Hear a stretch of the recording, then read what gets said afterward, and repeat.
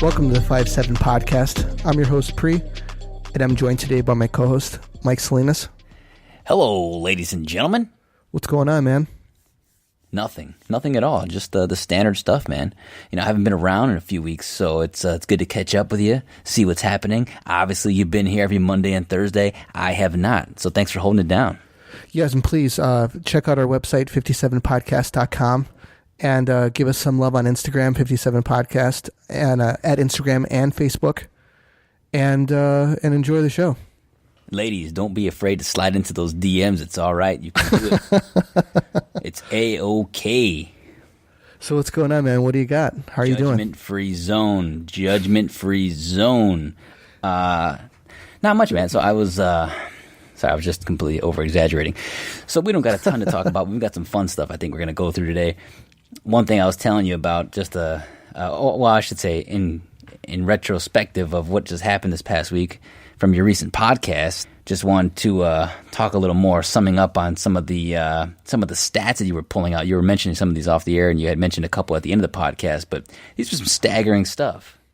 Yeah, it's pretty unbelievable. You know, the traditional, I should say, main narrative that you get from, you know, like say celebrities and a lot of people preaching the climate change is, you know, how we need to change and we need to lessen our big footprint that we have on the earth. And I agree. Sure, yeah, we can always be better, you know, and we could always do better, you know. But from the way that they talk about it, you would think that, you know, that we are absolutely killing the earth right now, America alone. And that's not necessarily the case. And what they do is they measure pollutants by PM 2.5, and in Bakersfield, California, which is the absolute highest in California, it comes out that they're putting out about 18.2, and in LA it's like 15.3, which is you know, if we can get it down to zero, I mean, yeah, sure, that'd be perfect, you know. But in China, in Xingtai, you know, they're putting out like 155.2, and that's a gigantic disparity, you know. And that's not the only place. Like the next two cities are like 148.2 and like 142, I believe. And if I'm wrong, I'm not off by much. And either way, that's a lot of pollution that's being put out in China alone, and that's just 3 cities. I mean, it goes down to like 10 cities, and in India it's even worse. Their highest is like 177. And with China and India putting out this kind of pollution, you know, you would think that maybe we should turn our attention over to them and say, hey, what the fuck? You know, we're trying to save the planet, and you guys are killing it at much worse than we are. You know, what do you think of that? Yeah, I totally agree. I mean, this morning I picked up 2 pieces of tissue paper on the street. I did my due diligence. I did my work for the evening. And what are these guys doing over there? They're burning oil? I mean, how are they doing this to does it say what's contributing to such the big a factor into air pollutants? Their factories burn a lot of coal. No shit. Yeah. Wow. Yeah, they use a ton of coal. Damn. That's brutal, man. Yeah, I mean, everyone's on this high horse about the climate change, and you know, I don't know much about it. You know, I just know that it was negative 30 to 50 degrees here in the Chicagoland area with the wind chill this past year. So I don't foresee it getting warmer by averages over the past few years. But, you know, obviously some people say that's a significant. I know it says that basically that proves that there's climate change happening, or that the climate's getting warmer. I'm not positive, but the polar vortex is all that what I believe it is there's like warm air that pushes up into the North Pole, and then that changes the kind of like its arc, and it pulls it down into the United States, and that's why it gets so cold. But you know, I mean, I think that it's unbelievable, you know, because from what you see on TV, you know, it's like you're getting kicked in the teeth about climate change and how important it is, you know. But I don't hear anything about people doing that in China and in India, you know, only here. And look at the size of the United States compared to Russia and China. I mean, China and India. Yeah. I mean, I believe that we should obviously, I think we should take care of our waters and, everywhere, not pollute the waters. But, but the whole climate change thing, dude, I just think it's, I don't want to say it's blown out of proportion, but it's blown out of proportion here in the United States. Like, we're a bunch of killers. And I think that attention should be put out elsewhere. Right. Like keeping these no good women off Instagram. Like what? What no good women? Just the ones that are there with fake bodies, and they've got filters now. I was learning about them today that you can replace your nose, make your chin smaller, make your eyes different shapes. I mean, completely reinvent your face and your body. Do you see what those people look like in real life? They look horrible. They don't look like they do in their pictures, that's for sure. No, they definitely don't. There was one on Snapchat where this woman just keeps removing ribs so she can get a smaller and smaller waist. Like she's got I think a waist of like a 17 or 18 inch waist, and and then like her ass goes out to 38. She looks like something severe. I mean, something is severely wrong with her, obviously. How do you do that? Like, do you just go and say, hey, I want my lower ribs removed? Isn't there's a purpose for them? Do you know what I mean? Yeah, I mean, well, they won't do it in America. It's like she has to go somewhere overseas to some guy in an alley. Naturally. Let me guess, India or China? Probably India or China, somewhere that can pollute the world. That's probably why they're just burning more ribs. Yeah, that's where it's coming from. They're burning ribs in China and India from all of these people who are getting these surgeries out there.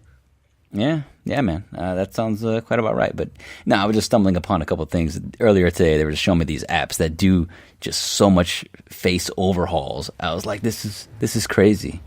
Like, can you imagine dating nowadays? Who is this person? Especially with people catfishing each other. You go on a date and you find out it's this big ogre-looking dude when you think you're talking to this hot model the whole time.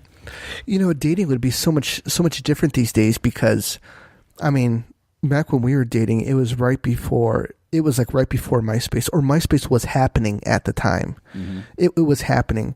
And so it wasn't like the social media thing wasn't that huge. All that it really was, pictures of going out to the bars, and that's it.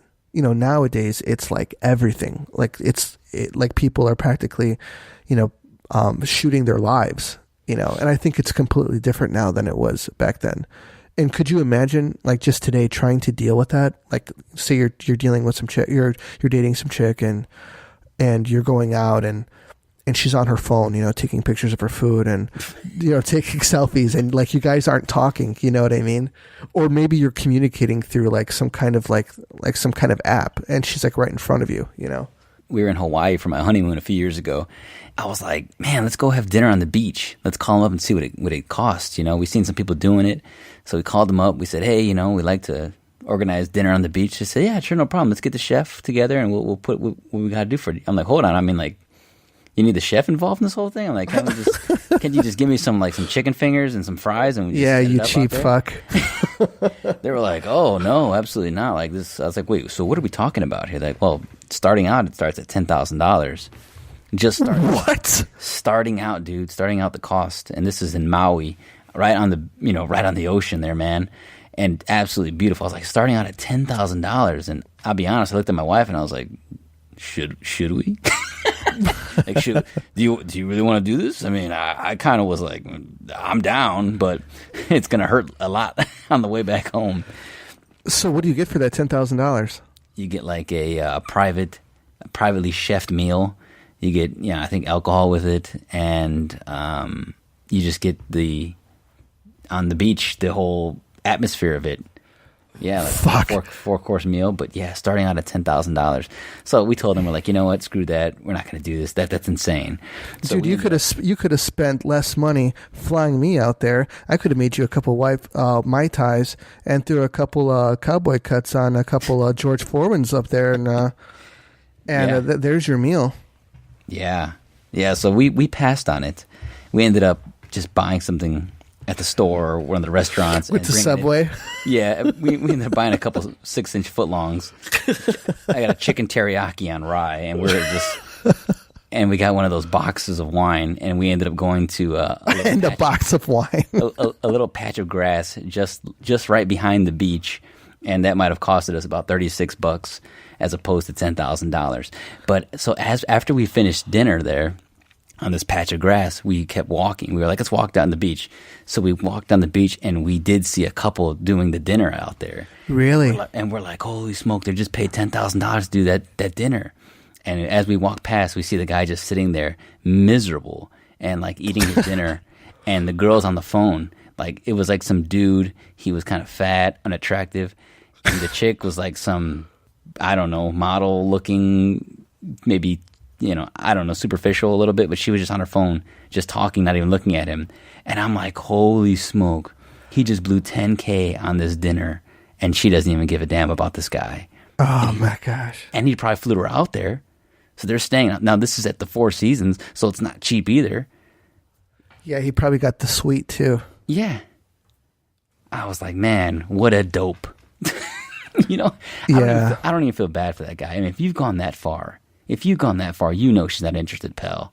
What are you doing? Get a life. Date somebody your own age. Stop it already. Speaking of wine, though, I did stumble upon this story on Fox News. So a bottle of wine a week is as bad as smoking 10 cigarettes, according to a latest study. I highly disagree. Well, yeah, so do I. I mean, that's brutal. How do you compare that?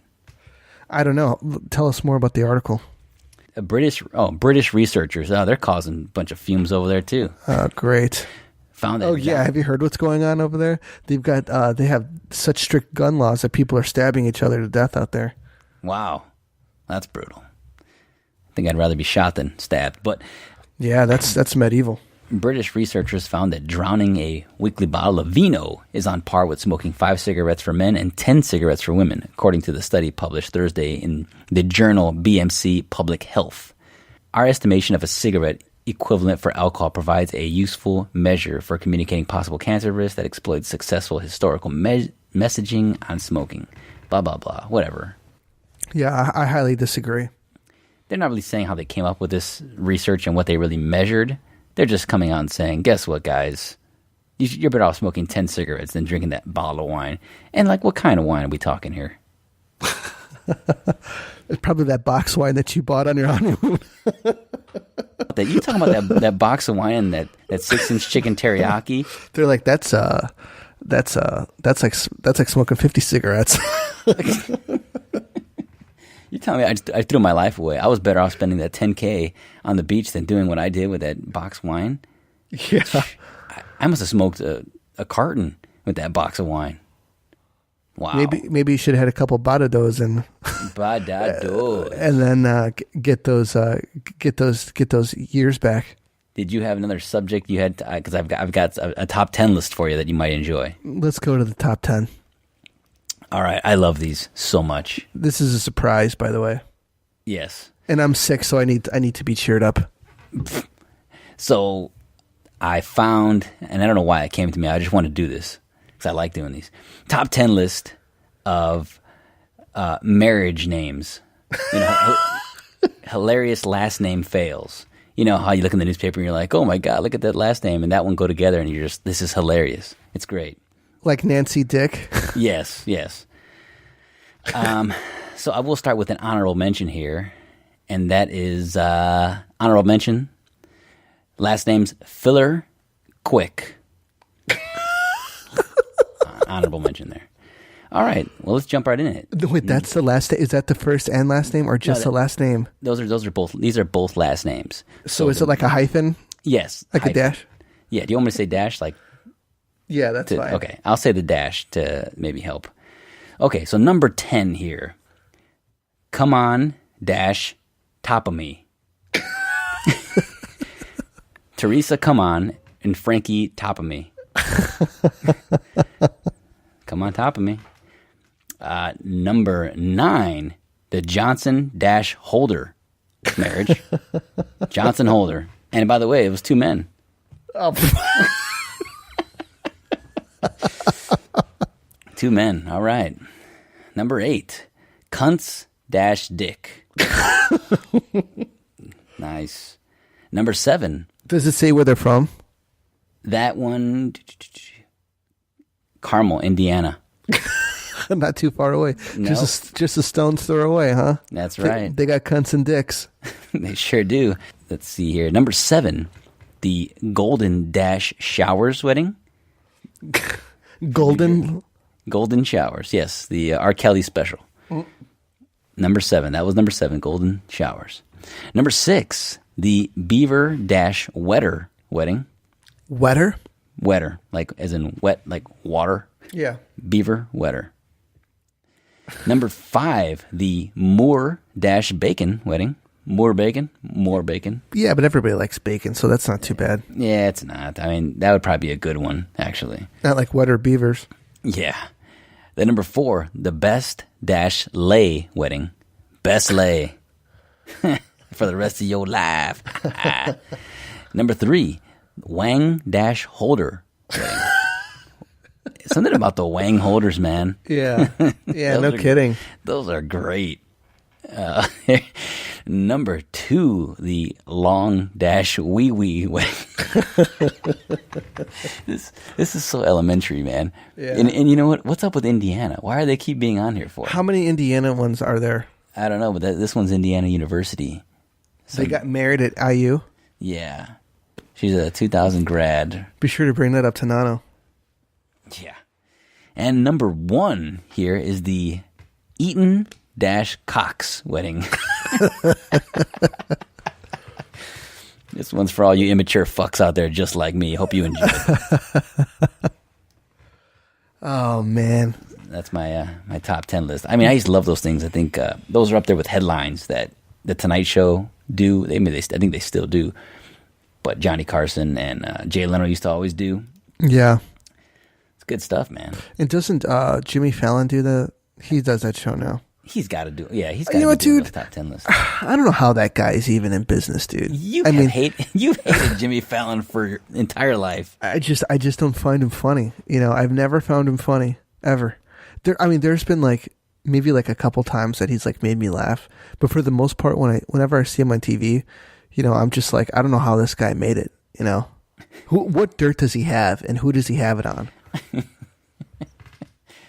He's got somebody's Twitter screenshotted all over his home PC. You know what I think it is? You know, he was on Saturday Night Live when Will Ferrell was there, when there was a lot of big hitters were there at one time. So he was doing these skits with these big hitters, and I think that he kind of just got lumped in with them. You know, like he was like a part of it. You know?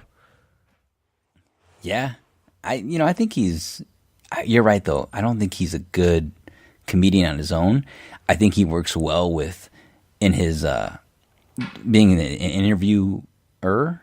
You know, like interviewing guests and kind of interacting with them. He does well with that as kind of like a leaning on. But I would never go see him do stand up. Like that would be the last person I would ever go see do stand up. It's kind of like I'll be honest with you. It's kind of like Jerry Seinfeld, man. I don't find Jerry Seinfeld funny, but in the Seinfeld show, I love it. I think it's hysterical, but in the right setting. Do you think it's because everybody together makes the show funny, or is it? You know, yes. Or does he have to without him, the show doesn't work? Do you know what I mean? I know I'm not a Seinfeld fan, but if he wasn't in it, the show wouldn't work at all. Or How I Met Your Mother. Did you ever watch How I Met Your Mother? Yes, I have. Obviously Barney was the funny one, you know, but everybody in the show ended up being funny too. Mm-hmm. You know, he wasn't carrying it. Actually, I take that back. I'd say in the later seasons, they got to, I think their last season was season 7. They were leaning on him the whole season. And then they were you know what, we got to end it. We're doing one final season. And it turned out to be really good. But altogether, How I Met Your Mother was fucking hilarious, man. Yeah, no, it was a good show. Yeah, I think everybody plays their role perfectly. And right. I think that really defines what a good show is when you have good character build and good characters development. Yeah, everybody has to have a purpose. You know, sure. you can't have two people where you're oh God, I could care less about this character. Actually, it's kind of funny. Out of the whole show, Ted, I think it was Ted, or no, I forget his name, dude. Mosby? Yeah, Mosby, dude. Ted Mosby. He was I could care less about his character, man. You know, like I liked everybody else except like the main guy who the whole show is about. You know, it's like I don't care how your kids met their mother. You know, I want to know what everybody else is doing. Right. Oh, that's great. Game of Thrones is coming up, man. You've got 2 weeks to catch up on like 7 seasons. Not happening. I think that you'd enjoy it. It's really good. Nope. I mean, I'm sure I would. It's not happening, man. I just know I'm not going to be able to do it. Yeah, you don't have any time. Yeah. I wish I did. I mean, I wish I was just a millionaire, hit the lottery and just laid around all day. I would definitely do Game of Thrones. You know what, dude? Even if you were a millionaire, you still wouldn't have time to like watch all the shows. Like, there's a lot of good shows out there. Like, a lot of times, people are like, hey, do you watch this? Do you watch this? I'm like, dude, I just don't have the time. Like, I have shows already that I watch, but I just can't add another one in there, My mother-in-law was asking me today. She's like, have you watched the Neverland, Forgetting Neverland? I was like, yeah. I was like, actually, we did a podcast on it. I was like, check it out.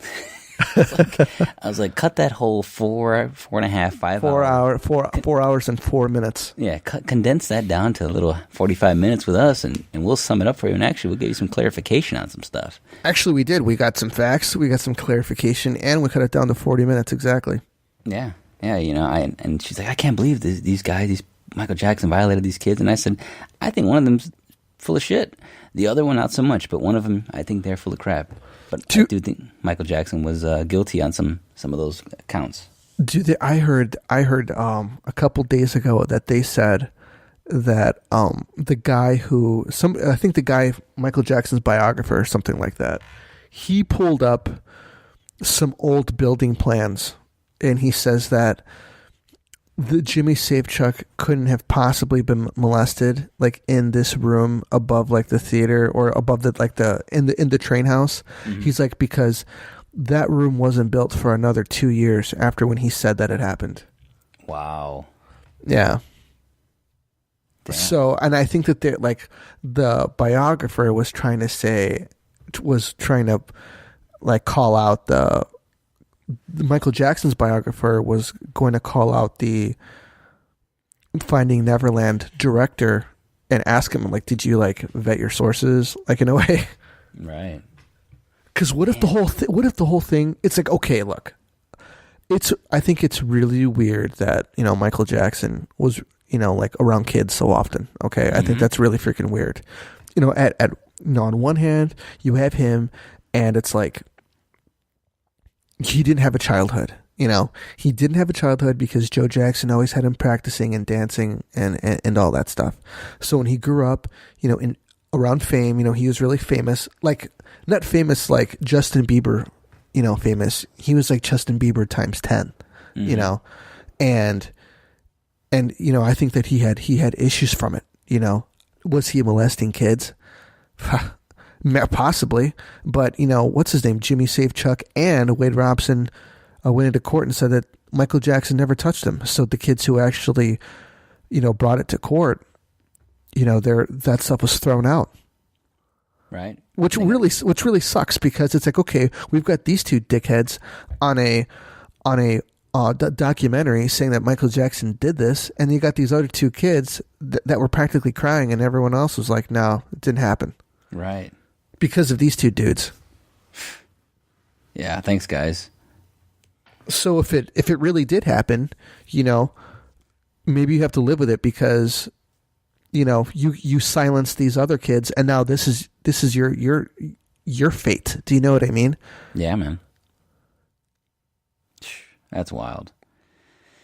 Yeah, definitely. So I was thinking about something. I'm going completely on a tangent here.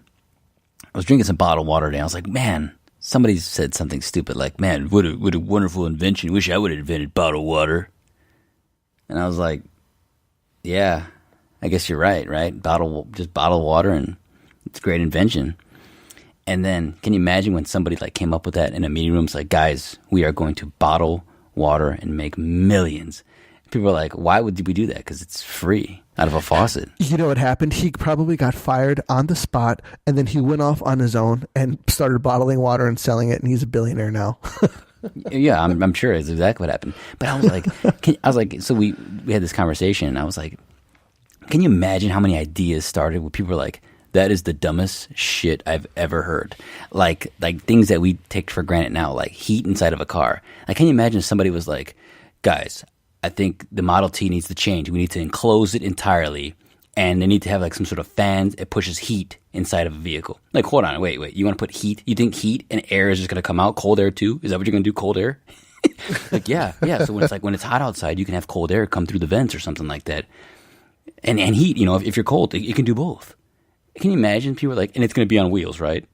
What fucking, let me guess, you want windshield wipers too to wipe the water when it comes and hits the windshield? I mean, all these crazy ideas, because I was like, man, and I went on like this thought process on, man, there must have been how many like these really great ideas that started out on a whim, and people were like, man, that is the dumbest shit I've ever heard.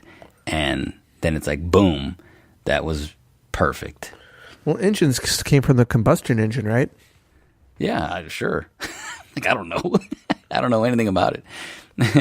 You know more than me about it. I just thought it was like interesting where it's like, yeah, all these different things, ideas, because I was looking at one point in time, I'm always coming up with weird invention ideas. So are you. I think we've talked about a few ideas here and there over time. Yeah. I don't know where it started. But, I got tired of ironing my shirts. So I iron my shirts every day. But, when you have your sleeve, the opposite side, where you have to iron the part that messes with the buttons. But you can't, like, iron it because then the button will go through on the other side of the sleeve. You know what I'm saying? Like when you're ironing the sleeves. I'm going to show you. I'll have to show you a trick. You're going to need to show it to me. Because, I've tried everything. And, I don't want to, like, move the shirt around too much because I like it very crispy. Yeah. So I was like, all right, man, I think I'm gonna build this ironing board with the hydraulic arms that shoot out. In the military, I had my BDUs like freaking cardboard. Yeah, we'd put so much starch on them. So what did you do with the opposite side of the button of the arm? The BDUs were different. You just don't iron over the buttons. Right, but there's like more to it though. Like that's where the whole There's like a technique that you do. Like you have to iron like around it individually, and then you have to iron like the wrist part in an angle. I should have just Googled it. And nowadays, I just skip it, I just go around it. Next time I come by, I'll show you. I've got like one wrinkly-ass part of the shirt. It's like, it's the opposite side of the buttons. Do you ever think about just taking your shirts to the cleaners? Yeah, I got tired of doing it. Oh, really? You don't have a cleaners that's near your place? I do, but, by the time I go to work, they're not open when I leave, and they're not open when I get home. So... Last thing here, I don't know if you caught any of Bryce Harper, your boy. He's on fire. Let's talk about these salaries, dude. Let's talk about these salaries because Mike Trout is the only guy who's worth his money right now. Wow. Well, John Lester's worth his money too. Yeah, at the moment. Bryce Harper's looking pretty good though. I don't know, man. What was it, 330? Yeah. What did Manny Machado get, 300? Close to that. Now, what do you say to people? I think it's an interesting question because I see like both sides of the argument. When you look at these guys and it's like, oh my gosh, they're making $300 million for a 10-year contract, 330 for 12 years. Oh, and Mike Trout, what is it, 420 for 12 years? Yeah. These are monster contracts. At one time when, what was his name? Alex Rodriguez, he got his $250 million deal. At the time, everyone was like, oh my God, it's unbelievable. Mm-hmm. Fast forward 15 years later, we got somebody who's getting almost double that, Now, here's something to take into consideration. It's like, are these guys really worth that kind of money? Is anybody worth like that kind of money to play a sport, And on one side of it, you'd say no, there's nobody should be making that kind of money playing a sport.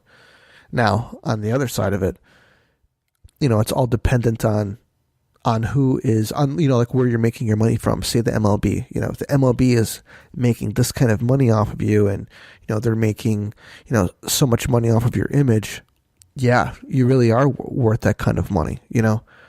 What do you have to what would you say to people who adamantly say no, these people are not worth that money? I say I don't look at them as athletes. They're entertainers than anything else. And that's the kind of spectrum that I look at it as. Like, you pay them the same way you pay actors and you pay musicians and things like that. They go on tours and make millions of dollars, and that's where they make their money. This is basically like a musician going on tour. An athlete is playing a different city 16 times. A football player, 16 times out of the season. And a baseball player gets 162 opportunities to see him. And that's kind of the way I look at it, not as like athletes. Oh, this guy can jump high, so what, he gets millions? It's bullshit. No, man. I think it's just entertainment value, and it's more distractions for us. Yeah, I've always just been curious, because, I see both ends of the spectrum. It's like, no, I don't think that, athletes should be making this kind of money. But then on the other hand, it's like, well, if I was in that position and somebody else is, say you're at your job and say they're making, 50 million a year off of you, okay? And you're getting an hourly wage of, $30 an hour.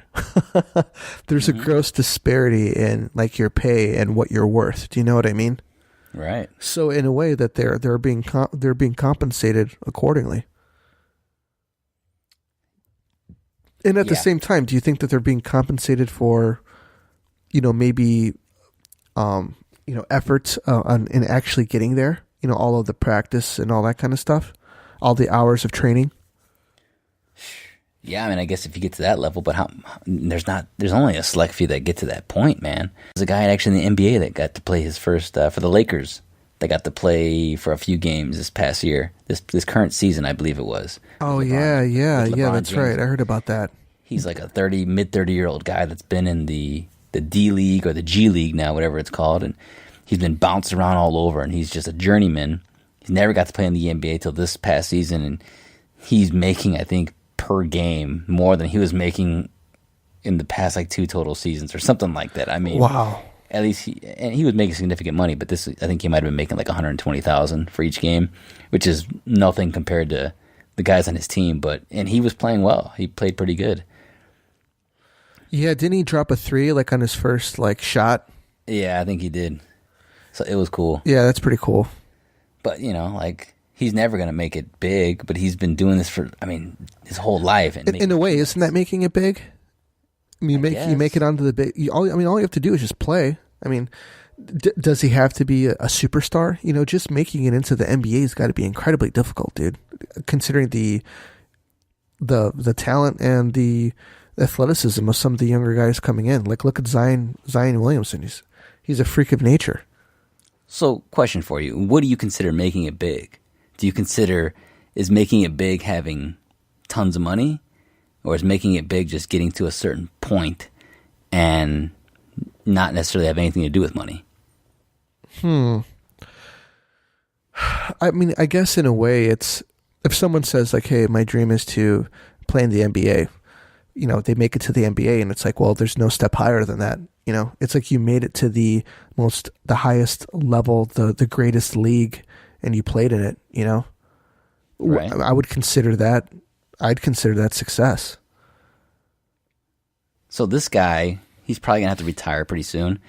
37 probably years old, arthritis in probably his knees from the years and years of wear and tear, and he's gonna have to enter the job field because he doesn't probably have a great pension going on with the NBA because of his not playing that many years for the NBA or any years at all. So he's going to enter the job field at probably late 30s with no experience, whatever. I don't know what he graduated college with, but that's I don't know, man. That's kind of messed up for the guys that don't get to make it big. Yeah, but when he goes out for a job, they're going to be like, "Well, what have you done?" And be like, "Well, I was an NBA player." Like, "Oh yeah, we'll definitely hire you." That's marketing. Me and the boys can talk about we could talk all that we want. We want to know what your experience is. Do you know what I mean? I don't know, man.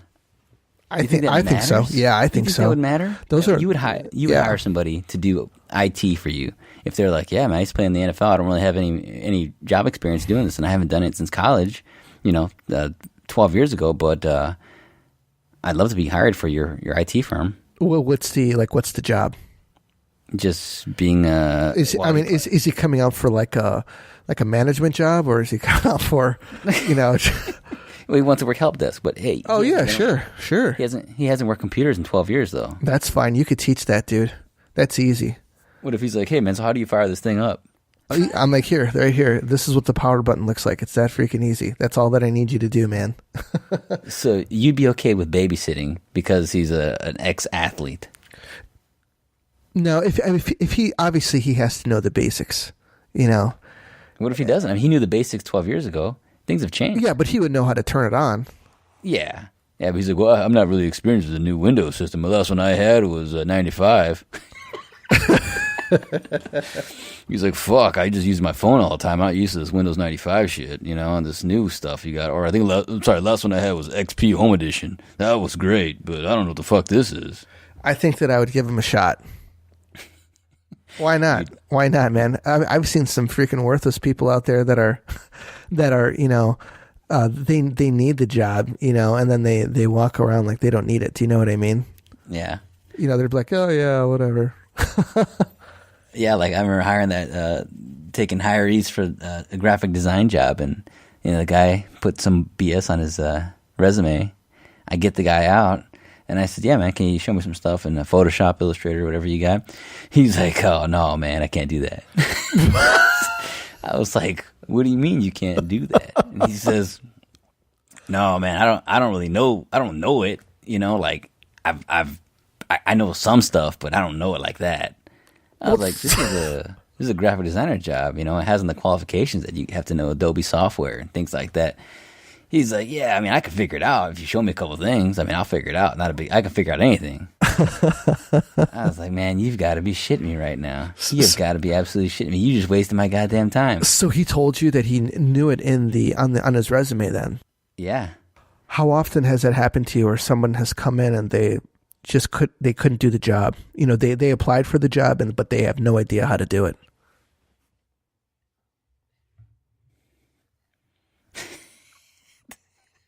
Really?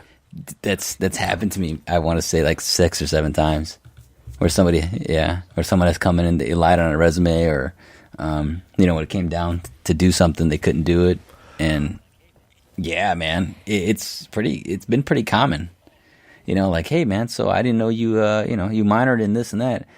Oh, did it say that? Oh, I didn't know that. Oh man, no, that's not me. I didn't mean to put that on there. Like, oh, okay, all right. I learned now that I have to even ask. Like, a lot of times they'll finagle their words and put degree in this, and that doesn't necessarily mean what type of degree. It could be just some sort of certification. It could be an associate's degree. I'm always under the impression it's a bachelor, but that's not always the case. And I've learned the hard way, man. Wow, that's pretty funny. Yeah, but yeah, man. What else you got going on today? That's it, dude. That's it. Awesome. Well, shit. It's Thursday night, and every Thursday, every Monday, we're here. We got a new interesting one coming up, I think. Right? Maybe. Yeah. Maybe we'll have a fresh. Maybe we'll have a new boxer coming up for this Monday night. Maybe. Yeah, possibly. Possibly. See if we can get him on. We got a guy. We got a guy. You might like it. I got a book review with Dan Pronk coming up too. We're gonna be knocking that out soon. I contacted him. We're gonna work it out. So if you are not following him, check him out at Dan Pronk, DANPRONK. And check out our website, 57 Podcast. Be sure to subscribe. And that's pretty much it, man. That's right. Russell Wilson, give me a call. I want to talk about your contract. Oh, my gosh. We should have got into that. We'll talk about that later. He'll be on the show next week. Russell Wilson. Answer the phone. Answer the phone.